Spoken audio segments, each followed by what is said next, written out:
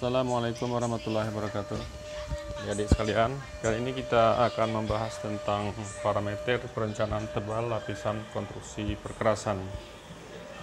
Nah, pada kuliah ini kita akan melihat ya, sebenarnya faktor-faktor apa yang mempengaruhi terhadap fungsi pelayanan konstruksi perkerasan. Jadi dalam hal ini ada fungsi jalan. Fungsi jalan ini sudah kita bahas di kuliah sebelumnya, ya misalnya fungsi jalan kolektor, jalan arteri, ya dan seterusnya. Kemudian tentang kinerja perkerasan. Selanjutnya umur rencana.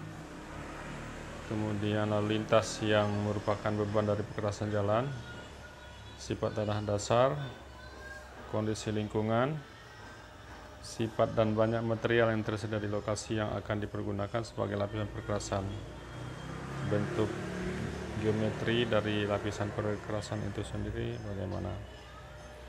Nah baik, untuk fungsi jalan ini adalah Anda bisa baca kembali, kita lewati. Sekarang kita bahas tentang umur rencana ya.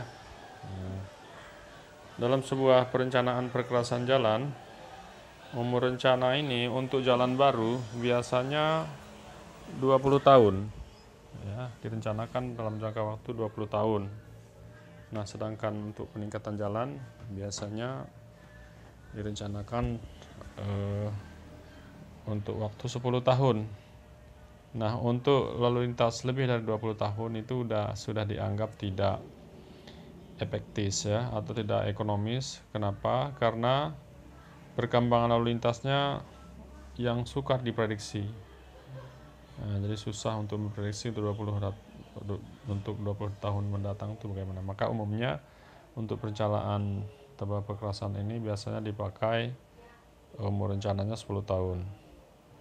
Kemudian lalu lintas. Untuk merencanakan jalan, maka yang harus kita ketahui terlebih dahulu adalah lalu lintas atau kendaraan yang akan lewat di jalan tersebut seberapa banyak ya selama umur rencana. Jadi kendaraan sangat berpengaruh. Jadi repetisi atau perulangan beban kendaraan dalam jangka panjang itu akan menyebabkan terjadinya kerusakan jalan. Makanya di awal perencanaan kita harus memperkirakan seberapa besar nanti kendaraan ini yang akan lewat di jalan tersebut. Misalnya umur rencana 10 tahun, kita harus memperkirakan 10 tahun ke depan berapa lalu lintasnya. Nah, jadi dalam perhitungan kita jumlah kendaraan yang akan lewat nanti di 10 tahun mendatang, kita harus hitung dari sekarang berapa jumlahnya. Nah, jadi kendaraan yang berpengaruh di sini adalah semua jenis kendaraan kecuali kendaraan roda 2. Sepeda motor, sepeda misalnya itu tidak diperhitungkan karena dianggap beban yang yang diterapkan di jalan itu tidak mempengaruhi terhadap kerusakan karena ringan. Nah, sedangkan untuk mobil pribadi, mobil penumpang, bus, truk 2 as, truk 3 as, truk 5 as, dan truk semi-trailer, tronton dan seterusnya, kendaraan berat itu harus diperhitungkan semuanya. Makanya untuk lalu lintas ini kita perlu melakukan survei volume lalu lintas di awal. Jadi dengan cara melakukan pencatatan langsung jumlah kendaraan di lapangan. Nah, itu sekilas tentang lalu lintas. Perkiraan untuk menghitung misalnya untuk 10 tahun ke depan, maka kita harus tahu pertumbuhan lalu lintas per tahun itu berapa. Misalnya pertumbuhan lalu lintas di Aceh telah kenaikan pertumbuhan lalu lintasnya ada 6% misalnya. Jadi dari volume lalu lintas sekarang kita prediksi dengan pertumbuhan lalu lintas 6% untuk 10 tahun mendatang adalah jumlah kendaraannya berarti menjadi sekian. Baik, nah ini Anda bisa baca rentang waktu ya, pendekatan yang dilakukan dalam hitung volume lalu lintas. Nah, jadi di sini ada pos perhitungan volume lalu lintas, ada kelas A, ada kelas B, dan ada kelas C. Jadi di sini ditentukan waktunya. Untuk pendekatan untuk kelas A misalnya cukup dilakukan selama 7 kali 24 jam. Dan seterusnya, kelas B dan kelas C itu bisa dibaca sendiri. Baik, sekarang kita akan bahas tentang angka ekivalen beban sumbu kendaraan. Nah, angka ekivalen ini adalah jadi kalau kita lihat secara teori, jenis kendaraan yang memakai jalan itu beragam ya, bervariasi baik ukuran, berat, total, konfigurasi dan beban sumbu, ya, dayanya dan lain-lain. Maka pengelompokan kendaraan tadi itu dikelompokkan menjadi mobil penumpang tadi seperti yang kita jelaskan, ada bus, ada truk 3 as, truk 2 as, truk 5 as, dan truk yang lebih besar ya. Jadi angka ekivalen itu adalah angka yang menunjukkan jumlah lintasan dari sumbu tunggal seberat 8,16 ton yang menyebabkan kerusakan yang sama atau penurunan indeks permukaan yang sama apabila kendaraan tersebut lewat satu kali. Nah, jadi angka ekivalen ini menunjukkan beban sumbu tunggalnya ya. Jadi beban standarnya dianggap tuh sebesar 8,16 ton atau sebesar 18.000 pon atau 18.000 lit. Nah, itu sebagai angka ekivalennya. Nah, jadi angka yang menunjukkan jumlah lintasan dari sumbu tunggal seberat 8,16 ton. Jadi dia diprediksikan terhadap sumbu tunggal ya. Nah, baik. Maka untuk menentukan secara empiris nanti kita hitung angka ekivalensi untuk setiap kendaraan. Nah, misalnya ini ada sumbu tunggal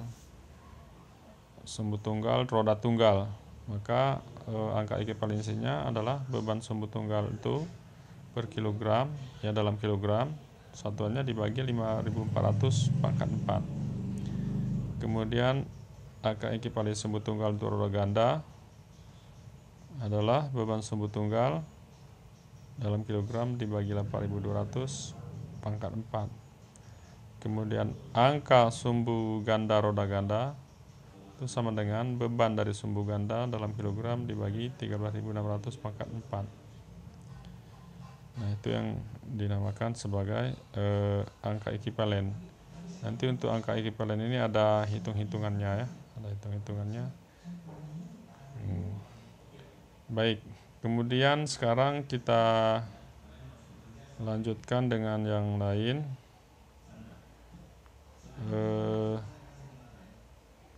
Tentang contoh perhitungan ya. Contoh perhitungan untuk mencari angka ekivalensi. Dari survei timbang diperoleh beban roda belakang dari sebuah kendaraan truk sebesar 2.100 kg. Truk tersebut merupakan truk 2 as dengan jenis sumbu tunggal. Distribusi beban sumbu depan dan belakang sebesar 34% dan 66%. Maksudnya begini, untuk sumbu depannya, jadi ada kendaraannya katakanlah dengan beratnya 100%,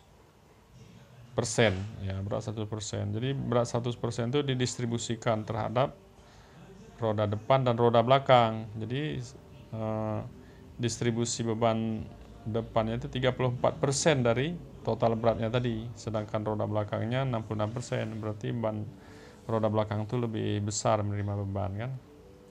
Nah, maka dihitung, jadi beban sumbu belakang itu adalah 2 kali 2.100 kg.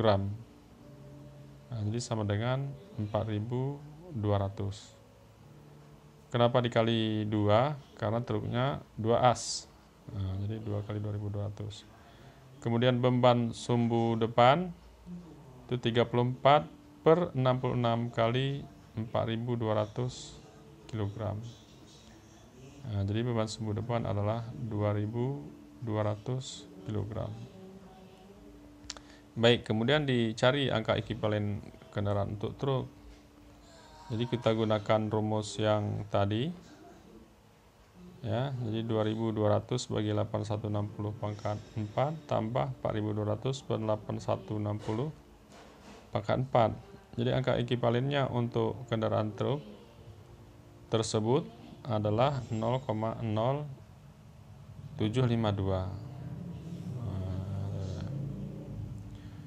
Kemudian faktor pertumbuhan lalu lintas adalah perkembangan lalu lintas per tahun. Nah, kemudian ada lintas ekivalen.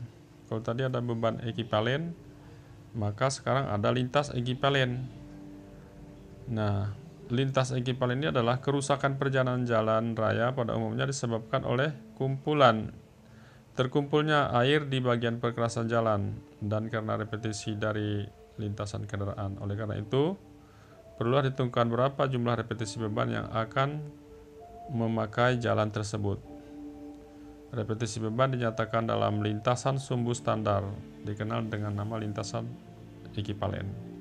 Nah, jadi dari angka ekivalen tadi, setelah kita hitung, itu kita tentukan nanti lintas ekivalennya. Nah, lintas ekivalen itu dihitung pada saat jalan itu dibuka. Itu dikenal dengan istilah LEP, jadi lintas ekivalen permulaan. Nah, jadi pada awal atau pada permulaan. Kemudian lintas ekivalen pada umur rencana, jadi pada akhir. Ya, kalau tadi di 0 tahun. Kalau di akhirnya misalnya apa? Di 10 tahun. Maka itu dikenal dengan nama lintas ekivalen akhir. Nah, jadi berapa jumlah kendaraan lewat pada awal umur rencana dan berapa lintas ekivalen pada akhir umur rencana. Nah, nanti jumlah lintas ekivalen selama umur rencana itu di sini diistilahkan sebagai AI18 KSAL. Ya. Jadi jumlah lintas ekivalen yang akan melintasi jalan tersebut selama masa pelayanan dari saat dibuka sampai akhir rencana. Jadi pada saat 0 tahun misalnya sampai 10 tahun. Baik, mungkin untuk tahap ini kita padai sampai situ dulu. Nanti akan kita bahas yang lain, materi yang lain. Oke, terima kasih.